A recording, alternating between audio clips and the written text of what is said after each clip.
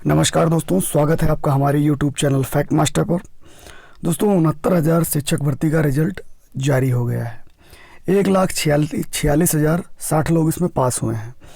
उत्तर माला को लेकर अभ्यर्थियों में अभी भी जो है असमंजस की स्थिति बनी हुई है। बहुत सारी डिटेल आपको इस वीडियो में मिलने वाली है। वीडियो को अंत तक देखिएगा। मैं प्रूफ के साथ पूरी सारी चीज़ें बताऊंगा कि कहाँ पर कौन कौन से प्रश्न बन रहे हैं, और साथ ही साथ जो खामियां हैं पीएनपी की तरफ से, उन खामियों के बारे में भी इस वीडियो में चर्चा करूंगा। तो वीडियो को लास्ट तक जरूर देखिएगा। तो आइए सबसे पहले रिजल्ट देख लेते हैं। आप सभी लोगों ने देख लिया होगा। पंजीकृत 4,31,466, सम्मिलित कितने हुए? 4,09,530। ये संख्या आप याद रखिएगा, 4,09,530। उत्तीर्ण कितने हुए? 1,46,060, जिसमें जनरल 36,614, ओबीसी 84,868, एससी 24,308 और एसटी 270। ये पूरा कैटेगरी वाइज पूरा इसमें इन्होंने डिटेल दे दिया, और पाठ्यक्रम के आधार पर, प्रशिक्षण के आधार पर भी इन्होंने पूरा डिटेल दे दिया है।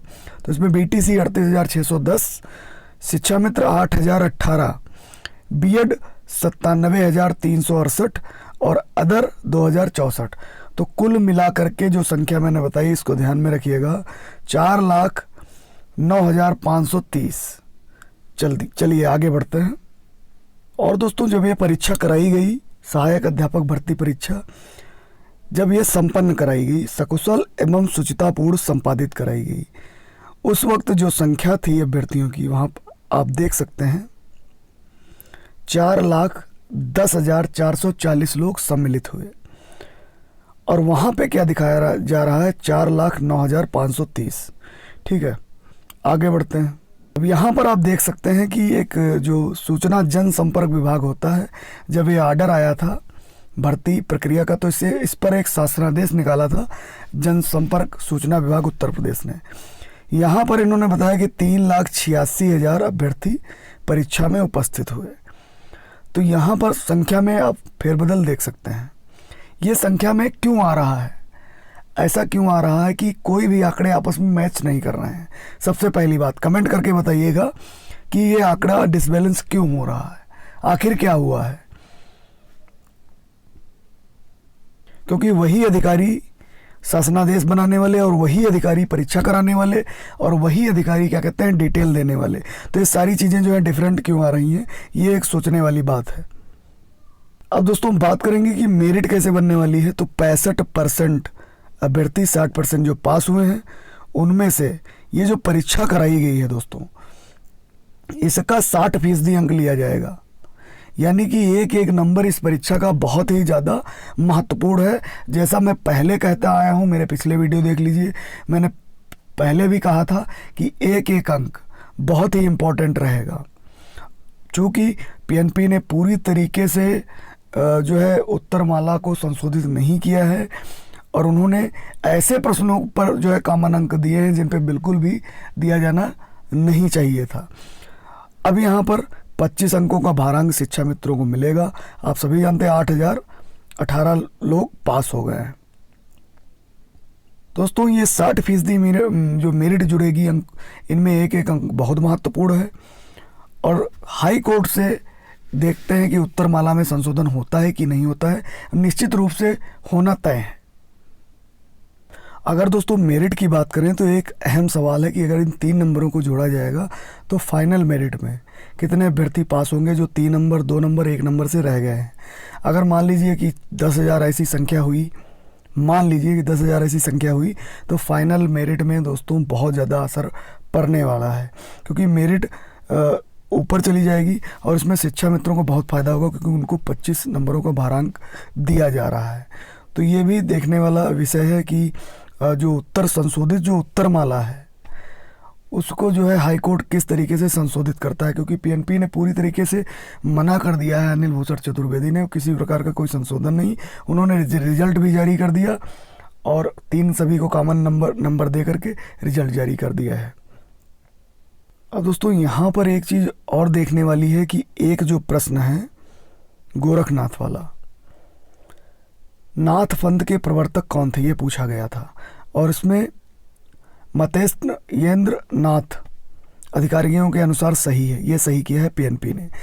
जबकि जो मंत्री सतीश द्विवेदी हैं उन्होंने इसका सही उत्तर बताया था गोरखनाथ। तो इस पे एक कॉमन नंबर सभी को मिलना था, ठीक है, क्योंकि यही सेम प्रश्न आप लोग खोजेंगे तो आपको मिल जाएगा। हमारे फैक्ट मास्टर फेसबुक ग्रुप से आप जुड़ सकते हैं, टेलीग्राम ग्रुप से जुड़ सकते हैं। फेसबुक ग्रुप पे आप पोस्ट भी कर सकते हैं, लिंक डिस्क्रिप्शन में मैं डाल दूंगा, वहाँ से जा करके आप फैक्ट मास्टर जो है फेसबुक पेज लाइक कर लीजिए, क्योंकि वहाँ मैं बहुत सारी खबरें जो है शेयर करता रहता हूँ और आपको जानकारी होती रहेगी। 8 मार्च 2019 को टीजीटी की परीक्षा हुई। बी सीरीज के प्रश्न संख्या 88 में सही उत्तर गोरखनाथ बताया गया है, इसमें यह विकल्प भी नहीं है। तो दोस्तों ये अगर आपको मिलता है तो आप हमारे फेसबुक पेज पर जो है इसको पोस्ट कर सकते हैं, कमेंट बॉक्स में पोस्ट कर सकते हैं। तो 8 मार्च की ये सीरीज जिस किसी भाई के पास हो वो निश्चित रूप से हाई कोर्ट में लगाए, क्योंकि यहाँ पे सभी के लिए 1 अंक जो है बढ़ जाएगा। और जबकि जो शिक्षा विभाग की, बेसिक शिक्षा विभाग की जो पुस्तक है उसमें भी जो है आप देख सकते हैं यहाँ पे गोरखनाथ लिखा हुआ है।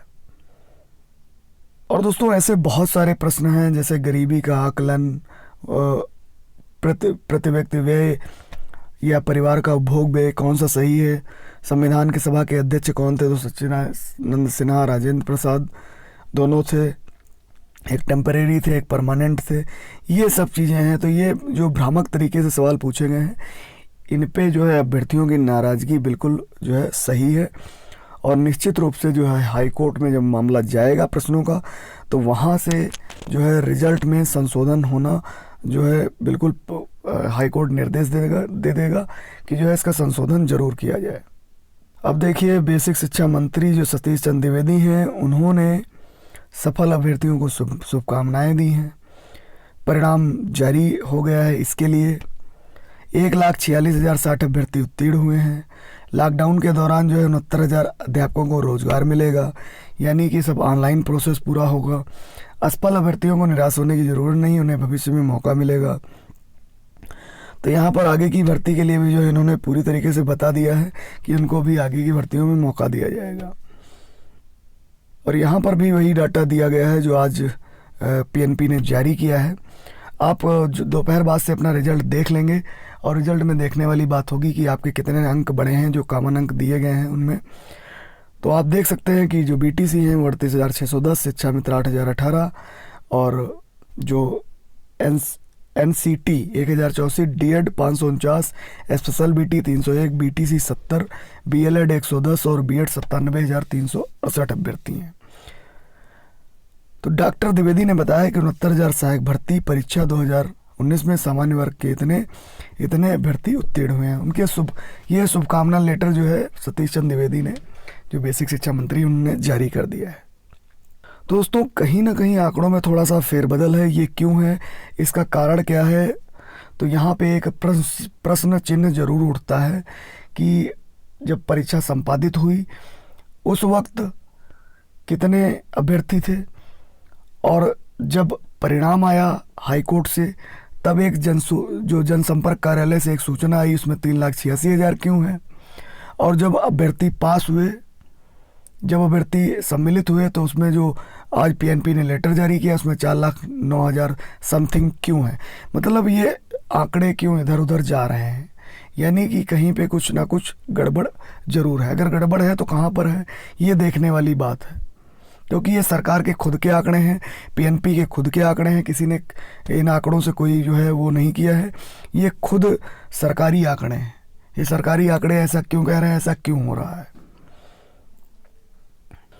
दूसरी बात, जो क्वेश्चन आउट ऑफ सिलेबस थे उनको हटा करके एक नए विवाद को जन्म क्यों दिया गया, जबकि पूरी अगर श्रृंखला देखें, पूरा अगर पेपर देखें तो 1 या 2 प्रश्न और मिल जाएंगे जो आउट ऑफ सिलेबस होंगे।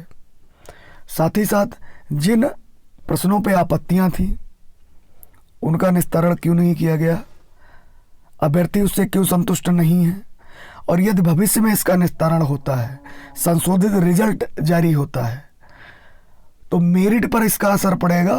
तो यदि उस अभ्यर्थी की मेरिट बढ़ती है तो वो क्या करेगा, ये सब चीज़ें एक वापो की स्थिति, एक असमंजस की स्थिति अभ्यर्थियों में है।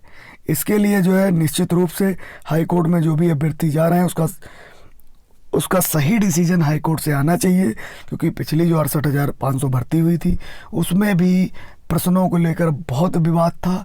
एक प्रश्न के लगभग 10 विकल्प सही थे, उन 10 को सही माना था हाई कोर्ट ने, और निश्चित रूप से वहाँ पे अभ्यर्थियों को अंक दिए गए थे। तो दोस्तों ये बहुत सारी चीज़ें निकल के आ रही हैं, और जो अभ्यर्थी उत्तीर्ण हुए हैं उनको सजग रहने की बहुत ज़्यादा आवश्यकता है कि जब तक नियुक्त पत्र वितरित नहीं हो जाता है, ऐसा ना हो कि शुरुआती 500 नियुक्त पत्र वितरित करके प्रक्रिया को जो है रोक दिया जाए, वाहवाही लूटी जाए। ये चीज़ भी नहीं होनी चाहिए। तो निश्चित रूप से सजग रहिए, और यदि आपके नंबर थोड़ा सा कम है तो निश्चित रूप से आप हाई कोर्ट जा सकते हैं, वहाँ लड़ाई लड़ सकते हैं। और चूँकि सुप्रीम कोर्ट में रिट दाखिल हो चुकी है, उस पर भी डिसीजन आना है। तो देखते हैं आगे क्या होता है। जल्दी ही मिलेंगे एक इन्फॉर्मेटिव वीडियो में, तब तक के लिए नमस्कार।